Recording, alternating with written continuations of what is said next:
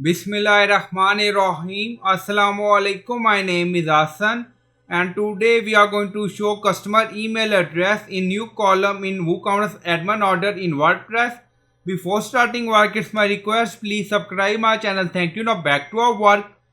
So we are in WooCommerce order and then you see all order detail. So we are going to display customer email address in new column. Now go to dashboard. On left side you see plugin, so click on add new plugin. Then in search plugin write WP code. So this is plugin WP code. Insert header and footer we will use.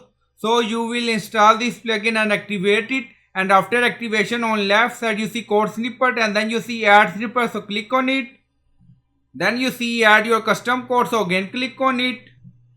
Now create custom snippet section open and then you can add title A, then you see code preview. On right side you see code type, drop to select PHP snippet. Now we are going to paste code and you will find this code in video description or in comment section. So this is a new column name email, so you can add column name according to your requirement and then scroll down.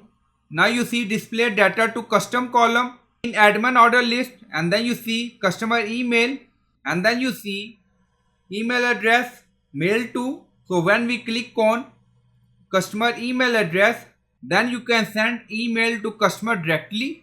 And then scroll down, you see insert method, auto insert, location, run everywhere. On top you see inactive, now active, and then click on save snippet. Now snippet created and saved.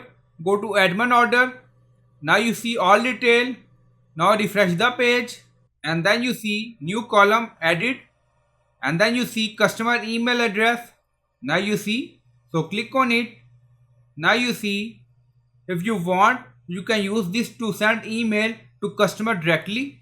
You see all email addresses. So I hope you like this video. Please like, comment, share, subscribe. Thank you for watching.